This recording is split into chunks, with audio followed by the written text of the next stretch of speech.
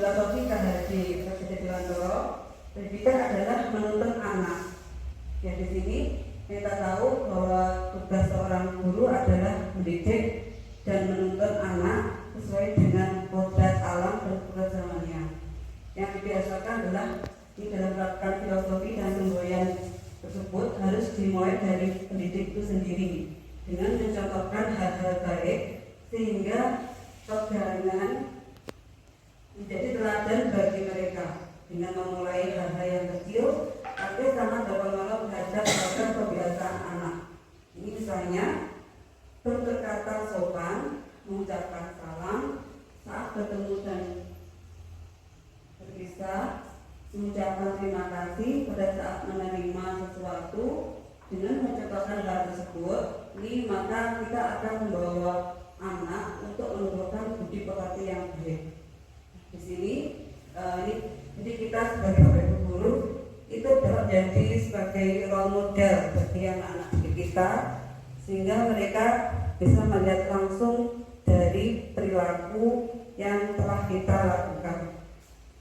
Karena pada dasarnya kita sebagai pendidik ya dapat mengubah karakter dasar yang terdapat pada anak, tapi bagaimana kita menuntun mereka agar menemukan dan memiliki budi pekerti yang baik sehingga dapat menutupi perilaku yang tidak baik. Nah, ini objek kita melakukan hal yang baik itu insya Allah nanti kita untuk perilaku yang tidak baik dapat tertutupi secara tidak langsung seperti itu.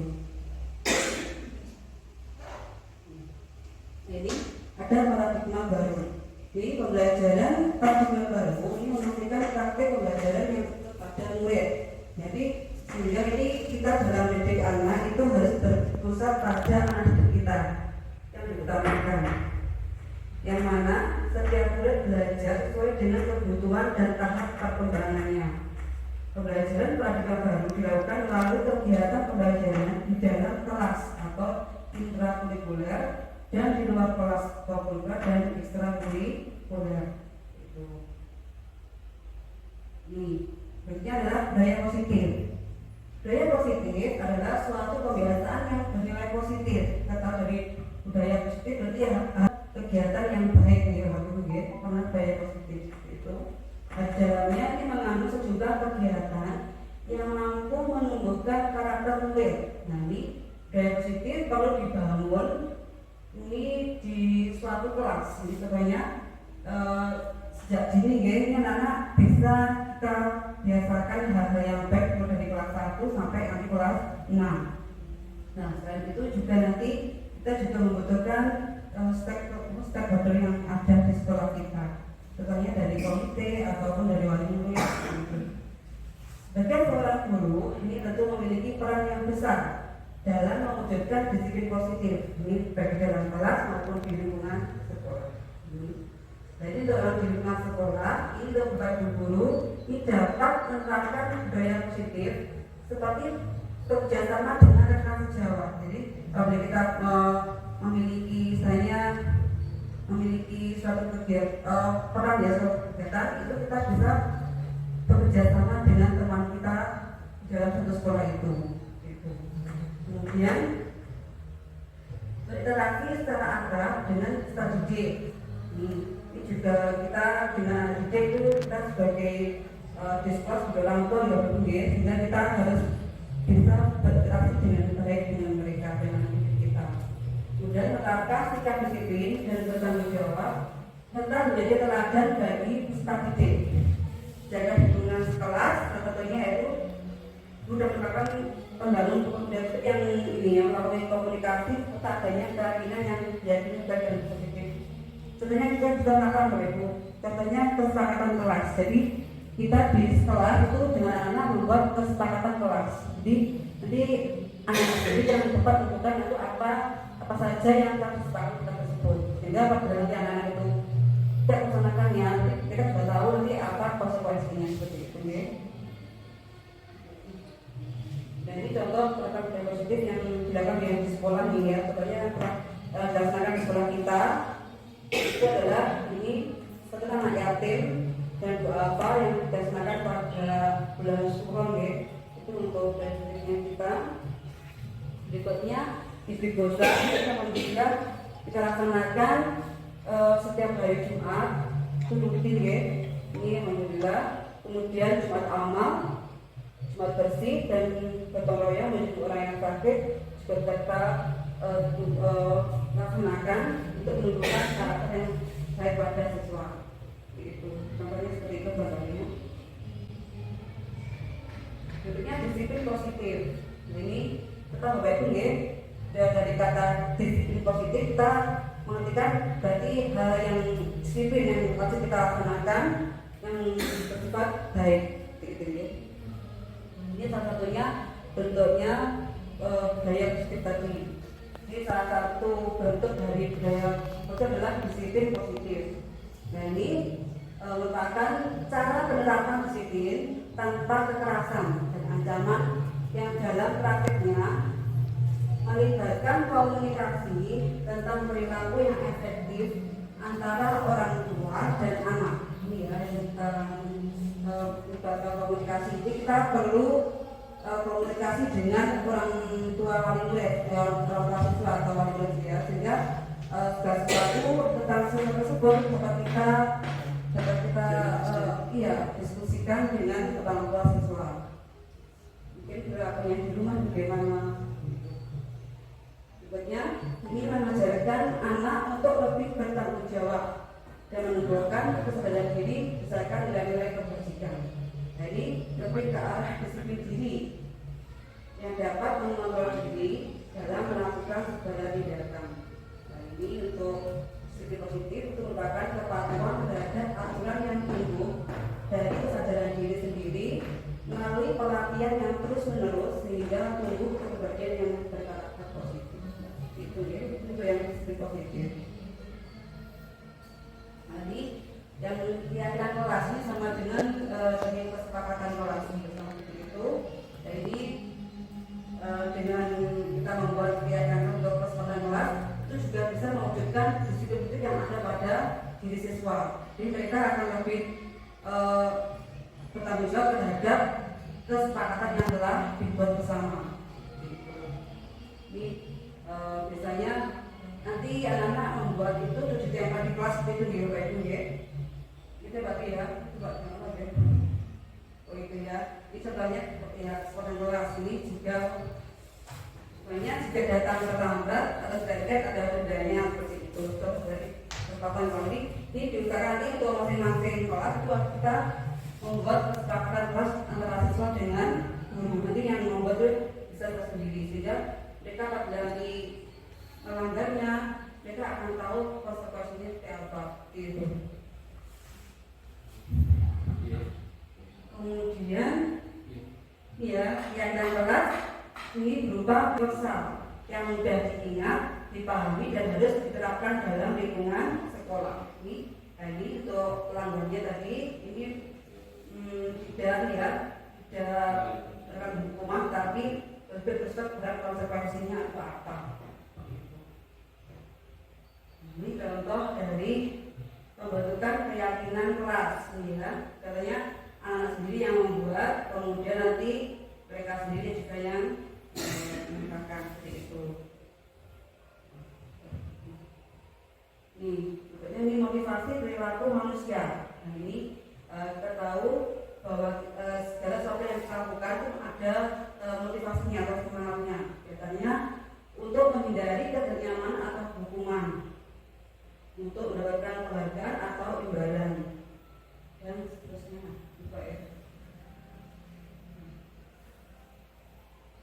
Ini kita juga tahu Bapak Ibu bahwa kita sebagai manusia itu memiliki 5 kebutuhan dasar, ya. Di antaranya ini pertama adalah bertahan hidup. Ya, kita sebagai manusia itu kita berusaha untuk mempertahankan hidup, ya. Ini apa saja yang kita lakukan untuk bertahan hidup, ya. Biasanya kita bisa mencukupi kebutuhan pangan, ya, pangan itu dan sandang. Kemudian yang kedua adalah kasih sayang yang dapat diterima, itu yang kita butuhkan. Jadi kita juga butuhkan kasih sayang lebih kalau di sekolah itu antara siswa dan guru, sehingga guru harus bisa memberikan kasih sayang kepada siswanya. Yang ketiga kebebasan, ini keempat penguasaan, dan yang kelima kesenangan. Jadi kita juga butuh kesenangan yang baru ya, karena bagaimanapun juga itu juga akan bisa membuat kita lebih lebih termotivasi juga ya dalam melakukan sesuatu. Berikutnya adalah ini restitusi, ada segitiga restitusi. Ya, ini merupakan proses menciptakan kondisi bagi murid untuk memperbaiki kesalahan mereka sehingga mereka bisa kembali pada kelompok mereka dengan karakter yang lebih kuat. Nah, itu untuk restitusi. Itu juga merupakan proses kolaboratif yang mengajarkan murid untuk mencari solusi untuk masalah mereka sendiri, sehingga nanti kalau ada masalah itu anak juga akan kita sebagai manajer ya, sehingga di sini kita nanti anak-anak sudah akan tahu kalau dia punya masalah, nanti pemecahan masalah seperti apa itu mereka akan tahu. Dan membantu murid untuk berpikir tentang orang seperti apa yang mereka inginkan. Nah, kemudian bagaimana mereka harus memperlakukan orang lain yang harus dilakukan seperti apa, seperti itu. Sehingga mereka tahu ada masalahnya ini, jalan keluarnya ini, mereka akan tahu sendiri, akan membuat sendiri seperti itu. Kita hanya mengarahkan saja. Itu dari restitusi. Nah ini kita dalam restitusi kita ada 5 posisi, ya 5 posisi kontrol. Ini diantaranya yaitu penghukum. Jadi ada penghukum buat bersalah, kemudian teman, yang keempat pemantau, yang kelima manajer. Nah kita sebagai guru, orang tua dan juga ya guru, orang tua dan juga sebagai teman gitu ya. Itu kita bisa melakukan kalau ada masalah, kita bisa menjadi salah satu dari posisi kontrol. Nah, di antara 5 itu biasanya yang kita laksanakan itu adalah sebagai 2 atau 3, 4, 5. Yang misalnya 3, 4, 5 ya. Kalau sebagai penghukum kita sini masih kurang pas ya, karena dimanapun juga anak itu pasti juga akan beritahu apa yang mereka lakukan, sehingga kita tidak perlu langsung menghukum mereka kepada siswa tersebut. Dan di sini berasa bersalah. Jadi kita bisa apabila ada masalah, nanti anak-anak kita tanyakan mengapa mereka berbuat seperti itu. Pasti kita juga punya alasan sendiri gitu ya, sehingga mereka akan merasa salah sendiri atau merasa bahwa yang dilakukan adalah masih kurang tepat. Yang ketiga teman. Dan kita sebagai Bapak Ibu di sini, kita juga sebagai teman dalam dalam kehidupan di sekolah ya. Jadi anak-anak nanti sedulur dengan kita tidak takut seperti Bapak Ibu, itu mereka akan merasa nyaman dengan kita karena menganggapnya sebagai teman. Berikutnya pemantau. Kita hanya dari kejauhan saja memantau mereka atau perilaku mereka dengan tidak menghakimi mereka. Berikutnya manajer. Jadi data 5 ini, 5 posisi kontrol ini yang paling baik adalah manajer. Mereka pasti akan mengarahkan mereka, mendidik mereka untuk ada masalah bagaimana cara menyelesaikannya sebagai manajer ya. Sehingga di sini kita nanti anak-anak sudah akan tahu kalau dia punya masalah, nanti pemecahan masalah seperti apa itu mereka akan tahu. Dan membantu murid untuk berpikir tentang orang seperti apa yang mereka inginkan. Nah, kemudian bagaimana mereka harus memperlakukan orang lain yang harus dilakukan seperti apa seperti itu. Sehingga mereka tahu ada masalahnya ini, jalan keluarnya ini, mereka akan tahu sendiri, akan membuat sendiri seperti itu. Kita hanya mengarahkan saja. Itu dari restitusi. Nah ini kita dalam restitusi itu kita ada 5 posisi ya, 5 posisi kontrol. Ini diantaranya yaitu penghukum. Jadi ada penghukum, berasa bersalah, kemudian itu teman, yang keempat pemantau, yang kelima manajer. Nah kita sebagai guru, orang tua dan juga ya guru, orang tua dan juga sebagai teman gitu ya, itu kita bisa melakukan apabila ada masalah, kita bisa menjadi salah satu dari posisi kontrol. Nah, di antara 5 itu biasanya yang kita laksanakan itu adalah sebagai 2 atau 3, 4, 5. Yang misalnya 3, 4, 5 ya. Kalau sebagai hukum kita sini masih kurang pas ya, karena dimanapun juga anak itu pasti sudah akan beritahu dan apa yang mereka lakukan, sehingga kita tidak perlu langsung menghukum mereka pada siswa tersebut. Dan di sini berasa bersalah. Di sini kita bisa apabila ada masalah, nanti anak-anak kita tanyakan mengapa mereka berbuat seperti itu. Pasti kita juga punya alasan sendiri gitu ya, sehingga mereka akan merasa salah sendiri atau merasa bahwa yang dilakukan adalah masih kurang tepat. Yang ketiga teman. Dan kita sebagai Bapak Ibu di sini, kita juga sebagai teman dalam dalam kehidupan di sekolah ya. Jadi anak-anak nanti sedulur dengan kita tidak takut seperti Bapak Ibu, itu mereka akan merasa nyaman dengan kita karena menganggapnya sebagai teman. Berikutnya pemantau. Kita hanya dari kejauhan saja memantau mereka atau perilaku mereka dengan tidak menghakimi mereka. Berikutnya manajer. Jadi data 5 ini, 5 posisi kontrol ini yang paling baik adalah manajer. Mereka pasti akan mengarahkan mereka, mendidik mereka untuk ada masalah bagaimana cara menyelesaikan seperti itu. Kita akan tahu sendiri bagaimana menyelesaikan masalahnya. Ini terus dari restitusinya. Ini ada 8 restitusi sesuai dengan 3. Yang pertama adalah menstabilkan identitas. Yang kedua validasi tindakan yang salah. Dan yang ketiga menaikkan keyakinan. Ini sudah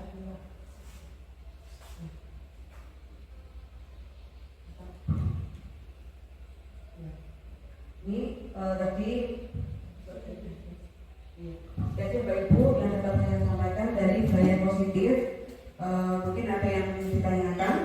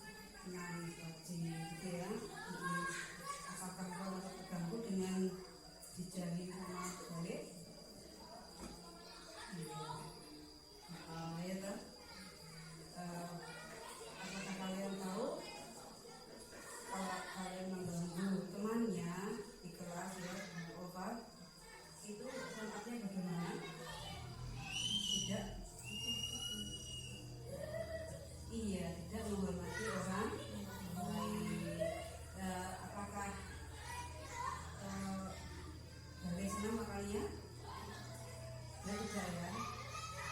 Kalau tidak maka kok makan ya?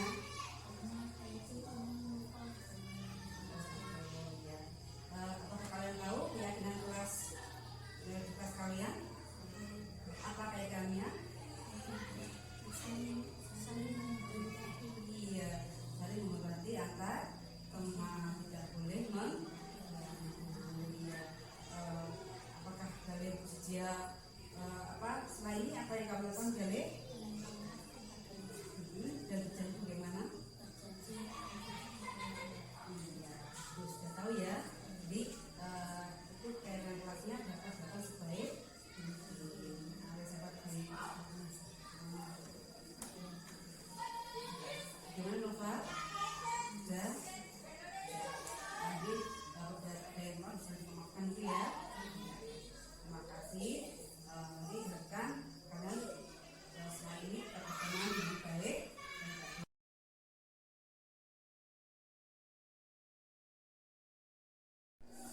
Jadi, kalau kamu tahu mengapa ketemu di ruangan ini, iya kenapa?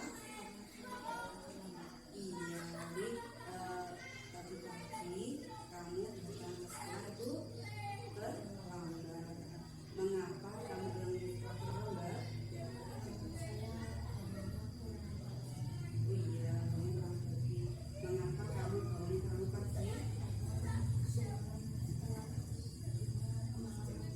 Kemalaman. Kenapa sampai kemalaman tidurnya? Mungkin apakah di rumah ibu kamu juga memberitahu untuk istirahat tidur?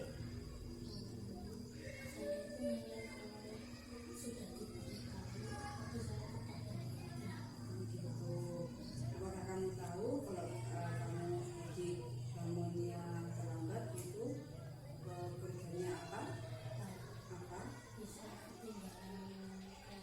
Iya, kerja di kelas ya. Nah, sekarang ya ini untuk selanjutnya kamu tahu keyakinan kelasnya apa yang kelas kamu sepakati? Iya, tidak boleh datang terlambat. Nah, sekarang untuk mengatasi masalah ini apa yang bisa kamu perbaiki?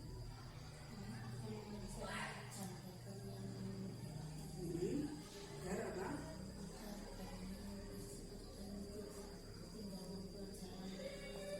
Iya, kamu di rumah siapa yang nanti bisa membantu kamu untuk bangun agar pagi? Itu bisa mengingatkan ya di rumah. Ya, jadi ini untuk persiapan kayaan kelas kamu bahwa kamu tidak boleh balik lagi laksanakan dengan baik ya. Ya, jadi tidak mau membuatin ya.